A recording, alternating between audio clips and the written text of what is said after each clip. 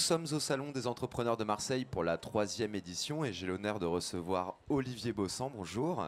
Bonjour. Vous êtes le repreneur de la confiserie du Roi René et de la Maison Bremont 1830 et le fondateur de l'Occitane. Vous sortez du grand débat. Ils ont transformé leur passion en business qui marche. C'était quoi le message que vous souhaitiez faire passer auprès de tous ces jeunes entrepreneurs que l'on croise ici? C'était de dire d'abord que une entreprise, ça se crée non pas forcément pour se dire je vais gagner de l'argent, qu'une entreprise, ça se crée par passion justement, parce qu'on a soit un rêve, moi je disais c'était une utopie, plus que même qu'un rêve, puisque c'était quand j'ai créé l'Occitane, c'était dans les années 76, donc on était plutôt, on parlait pas encore d'écologie à l'époque, on était des utopistes, donc des doux rêveurs, comme on pourrait dire aujourd'hui, des babacools, comme on pourrait dire aussi aujourd'hui, mais en fait c'est ce qui avait donné effectivement un petit peu naissance à tout ce courant aujourd'hui qui s'appelle l'écologie et qui est un courant qui, finalement, on a montré en 40 ans que le monde ne s'était pas du tout amélioré, qu'on a essayé, nous, de participer un petit peu, d'alerter, de tirer des sonnettes un petit peu, mais finalement, au bout de 40 ans, il n'y a pas grand-chose qui s'est déroulé. Le constat est là quand même, et la planète n'est pas celle que nous avions rêvé, mais on savait que ça allait être plus compliqué que ça il y a Comment vous, 40 ans. comment vous êtes adapté à cette planète dont vous ne rêviez pas? Bien, L'entreprise s'est adaptée. l'entreprise, ça a été de dire qu'en fait, d'essayer de sensibiliser,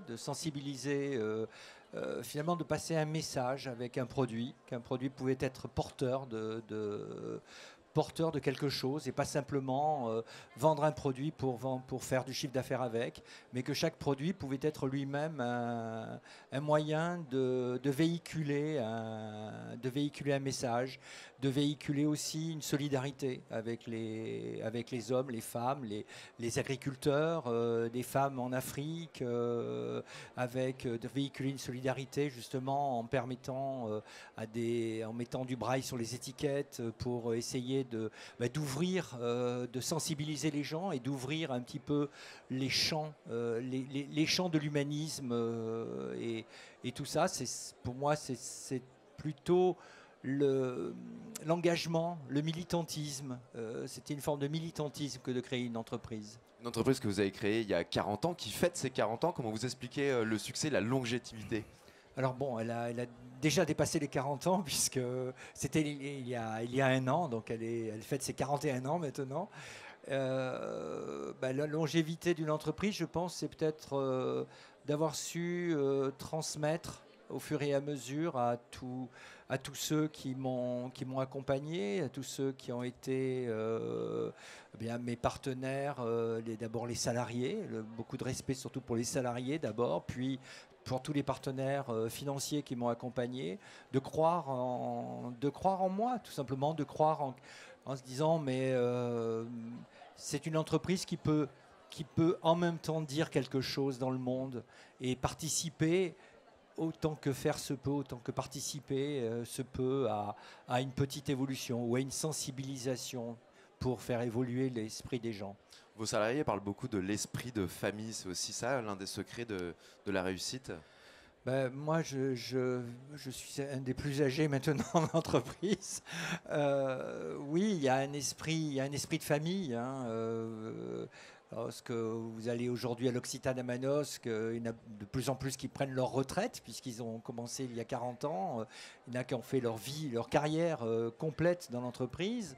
Et lorsqu'ils s'en vont à la retraite, il y a tous ceux qui sont rentrés plus récemment, qui rendent hommage aux anciens, à ceux qui ont bâti cette entreprise.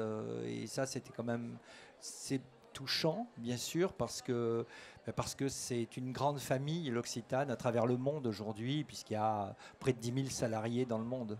Le futur de l'entreprise, vous la voyez comment, l'Occitane dans le futur? Déjà, rendez-vous dans 40 ans. Moi, je serai sans doute plus. Mais le futur est de continuer à à respecter, respecter les petits producteurs, respecter les chaînes, justement, respecter bien sûr les clients, puisque c'est eux qui font, qui sont le nerf du développement de l'entreprise, et que pour respecter ses clients, eh bien, il y a toujours ce qui est derrière, et qui est de dire, eh bien voilà, derrière mon produit, il y a beaucoup de respect pour toute la chaîne d'approvisionnement jusqu'à ce produit qui est dans la salle de bain à un moment donné.